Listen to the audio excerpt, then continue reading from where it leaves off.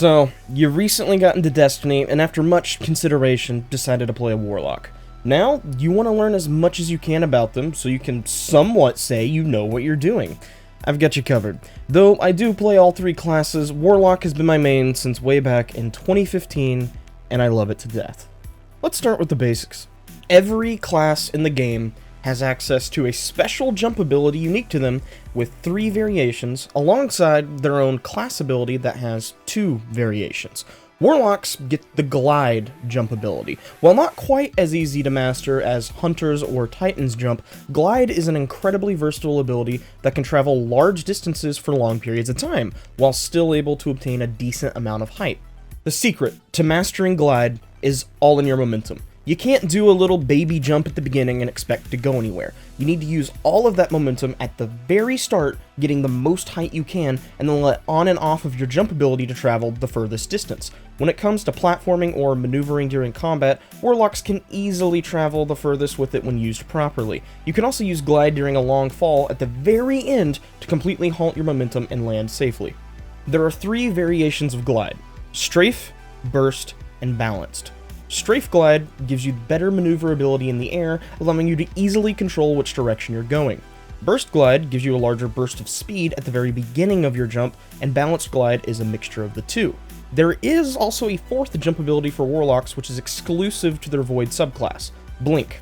Blink allows you to, well, blink through the air. It's essentially a teleport. You can't cover much distance with it, but it can be useful in PvP environments. My personal preference will always be Burst Glide, but just use whichever feels best to you. It really doesn't matter.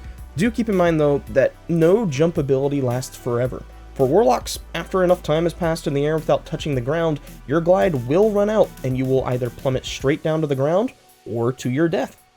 Now Warlocks, let's talk about your class ability. You have access to what's called a Rift, which is a decently sized pool on the ground that lasts for 15 seconds. You could choose between a Healing or Empowering Rift. Healing Rifts heal you and any ally standing in it continuously, while Empowering Rifts give you and your allies a damage bonus for the duration of the Rift. If you have more than one Warlock, you can stack both a Healing and Empowering Rift on top of each other and receive both benefits. And that's roughly everything for the general abilities Warlocks have access to. Now it's time for the juicy stuff, the subclass breakdowns. Currently, there are 4 different subclasses per class, each of which, except for Stasis, has access to 3 subclass trees you can choose from. However, please note that throughout the entirety of Year 5, which starts when the Witch Queen launches in February, all subclasses will begin to move to the Stasis system of doing things. More on that down below. Let's start with the Stormcaller subclass. Every subclass in the game has access to 3 different grenades you can choose from. Stormcallers, you can choose between the Arc Bolt, Pulse, or Storm Grenades. Arc Bolt grenades can be incredibly lethal, especially inside of PvP. They chain bolts of lightning between enemies that are near each other. Pulse grenades damage the area that you throw them and will continue to send out shockwaves of arc energy in that spot for a few seconds. Little piece of trivia, in Vanilla D2, way back in 2017, these were far and away the most overpowered grenade in the game. They were absolutely disgusting. Storm Grenades, which are my personal favorite, call down a miniature lightning storm that strikes twice, the second of which covers a slightly larger area. And as with most things in Destiny, the grenade you should use is entirely situational. Start with whichever one you like the most, and then make builds that revolve around individual grenades in the future. Now for the subclass trees. Please note that you must own one of the expansions to use the middle subclass tree. The top and bottom ones are free for all players. Also, the trees do have specific names, but no one calls them that, so I'm not going to do it here. Top Tree Stormcaller starts with Chain Lightning, a melee that damages an enemy and chains damage to other enemies near it. Next up, we have Arc Web. This is what can make Arc Bolt grenades so lethal. Enemies damaged by any of your grenades chain lightning damage to each other, and for each damaged chain, you get grenade energy back to get your grenade faster. For our super, we have Storm Trance, where you essentially float around the map shocking people with lightning that chains together like Emperor Palpatine. We also get 2 unique abilities to augment it. Transcendence makes your super last longer if you cast it while your grenade and melee energy is full, and Ionic Blink lets you teleport during your super. Very useful for dueling other supers and dodging damage. Bottom Tree Stormcaller is similar with a few key differences. We still have access to Storm Trance, but on cast we now have Landfall, which is an ability that summons a lightning storm beneath us, causing heavy damage to anything near us. Our abilities are also different. Our melee gives us some super, grenade, and melee energy back on cast. We also have Electrostatic Surge, which makes our rifts last longer, charge faster, and the more allies that are near you, the faster you run. Do not underestimate this perk. Getting a bunch of Warlocks together with this will have all of you zooming and can make things like Queen's Walk in the Last Wish raid even more brain dead than it already is. Max stack of this buff essentially has you walking as fast as you used to sprint, but sprinting even faster. Our final ability is Arc Soul, a small little arc buddy that is summoned for you and any allies standing in your rift that will fight with you, shooting any enemies with arc damage. This is very useful, like, try playing around with this, it's nuts. Finally, we have Middle Tree Stormcaller. This subclass revolves almost entirely around its super, Chaos Reach. Chaos Reach is literally a beam of death. Have you ever watched Dragon Ball Z? Yeah, it's that. You become Goku. Your melee, this time around, shoots a ranged arc blast. Killing enemies also gives you a random chance to spawn what's called Ionic Traces, which, if you gather them, give you energy to all of your abilities. And Pulse Wave gives you and your allies a speed boost when critically injured. That's the basics of Stormcaller. Now, let's move on to Voidwalker. Void Boys. Let's start with your grenades. You can choose from Vortex, Axion Bolt, and Scatter Grenades. Vortex grenades create large AoE spheres that continually damage anything trapped inside of it. Axion bolts split into mini seekers that seek out enemies on impact, and scatter grenades essentially cover a large area in several miniature explosions. I'll be honest, I literally never use anything other than vortex grenades, but use whichever you like. They're all fine. Top Tree Voidwalker is all about explosions. Your melee ability, Entropic Pull, drains the health of enemies you strike and uses that energy to recharge your grenades. Speaking of which, you can also hold down the grenade button to supercharge them with Chaos Accelerant, which makes them far deadlier. Void ability kills causes enemies to explode with the effect of Bloom, and your super is the almighty Nova Bomb, or as we like to call this one, Slova Bomb. You throw a giant ball of void light that seeks enemies out and spawns void seekers on impact. You can also shoot your Slova Bomb to detonate it early. Bottom Tree Voidwalker revolves around keeping a very unique ability active nearly 24/7. Devour. Devour is a perk that lasts for 10 seconds, and on any kill during this time frame gives you back the entirety of your health, a small portion of grenade energy, and refreshes the timer of Devour back to 10. How do you activate it? Well, you have three options. First, killing an enemy with your melee ability will activate it, refilling your health on the kill as well. You can also consume your grenades directly rather than charging them to activate Devour. And Nova Bomb this time around creates a massive vortex on detonation that activates Devour on any kills with your super. Middle Tree Voidwalker is a bit different. Instead of Nova Bomb for your super, you will have access to Nova Warp. This allows you to warp in and out of existence and charge up void eruptions that essentially make you a walking bomb. You don't have to charge the explosions up, but they are far deadlier if you do. Your melee, Atomic Breach, creates an explosion on impact that can knock enemies away. You can charge your grenade to create a handheld supernova. Essentially, this is a void shotgun blast in the palm of your hand. At close range, this can one-shot kill in PvP.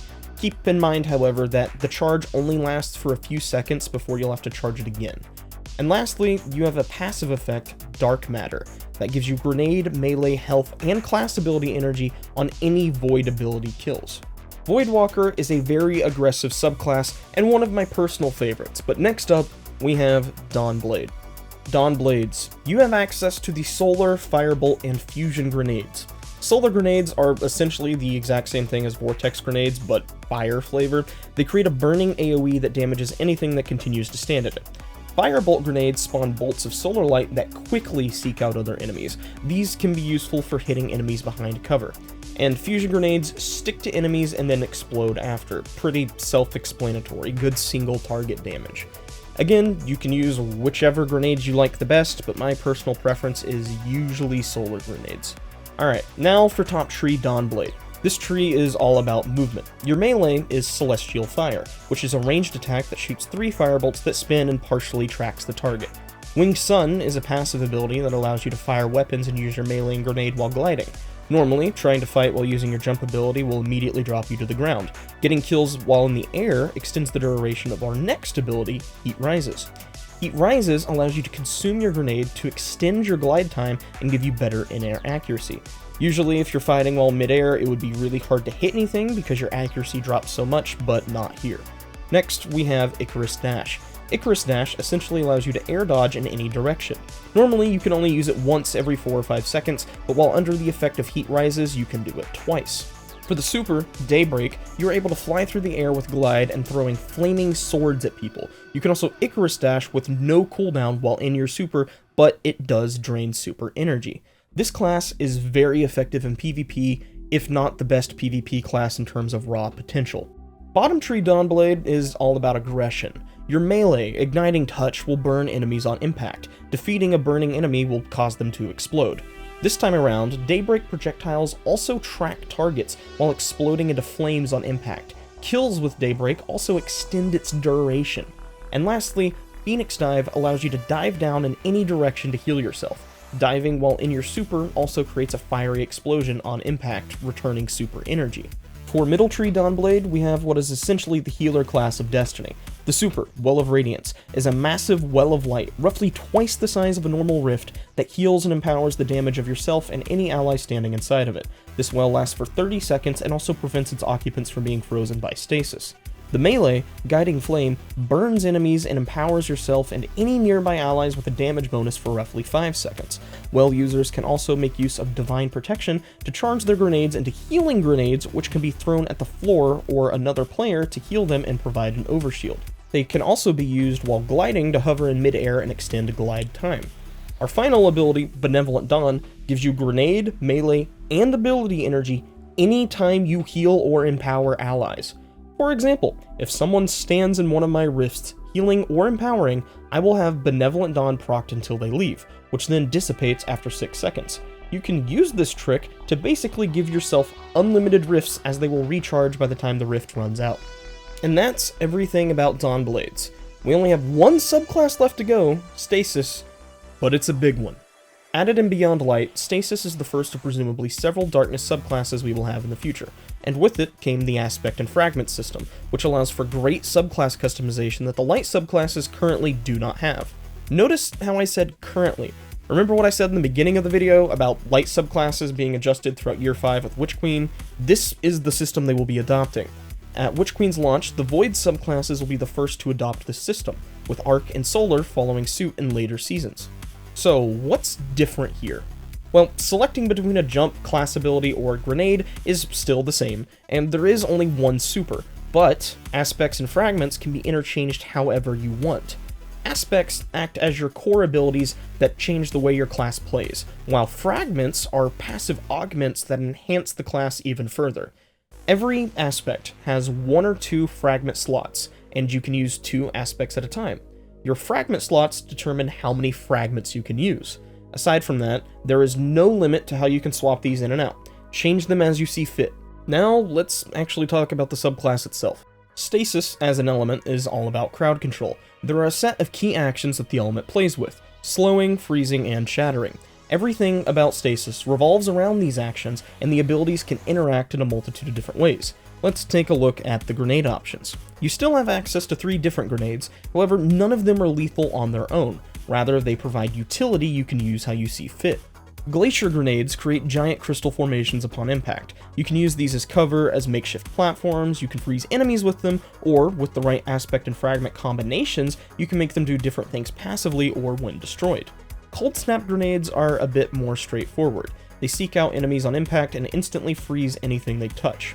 Duskfield grenades create a giant AoE bubble that slows any enemies caught inside, and if they stay in it long enough, they will eventually get frozen.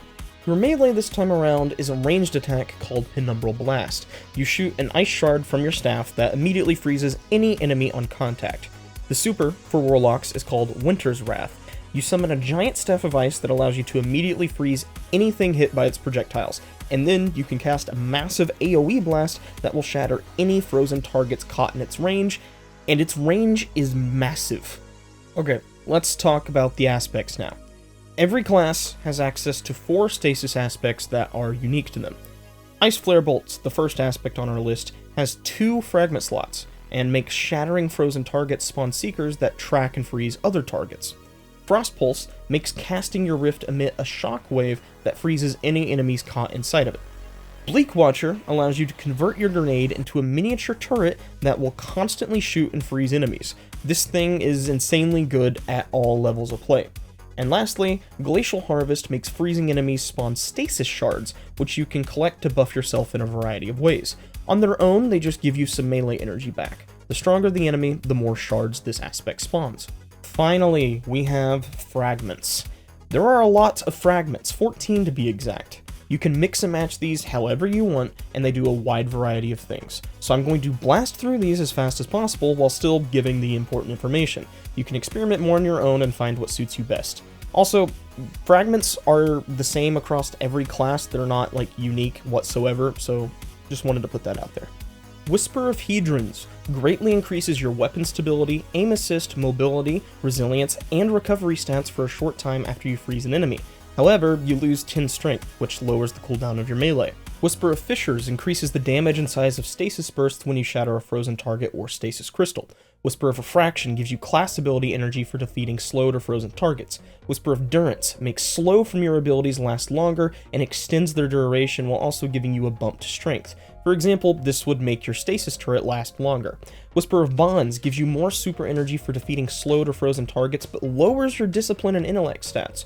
Whisper of Shards gives you increased grenade regeneration every time you shatter a stasis crystal and bonus resilience. The effect refreshes with each crystal shattered.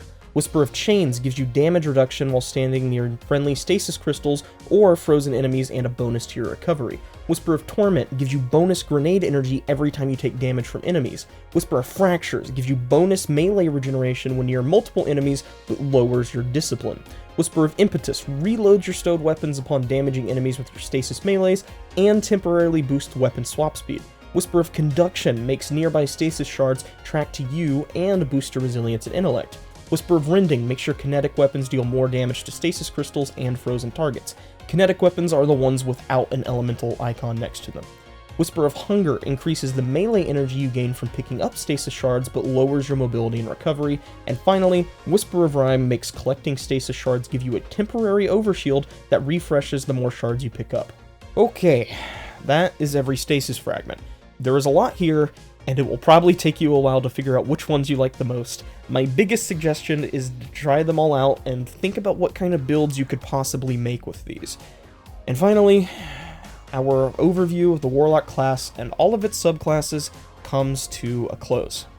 That is until Witch Queen launches, where everything's going to change and I'll probably have to do it all over again. But that comes with the territory of being a YouTuber, doesn't it? Regardless, I hope I could be of help with this video, and I will try my best to make the Titan and Hunter guides as soon as I can. I just want to do them right, and it takes time. But with that being said, my name is Yami, and I will see you beautiful people next time.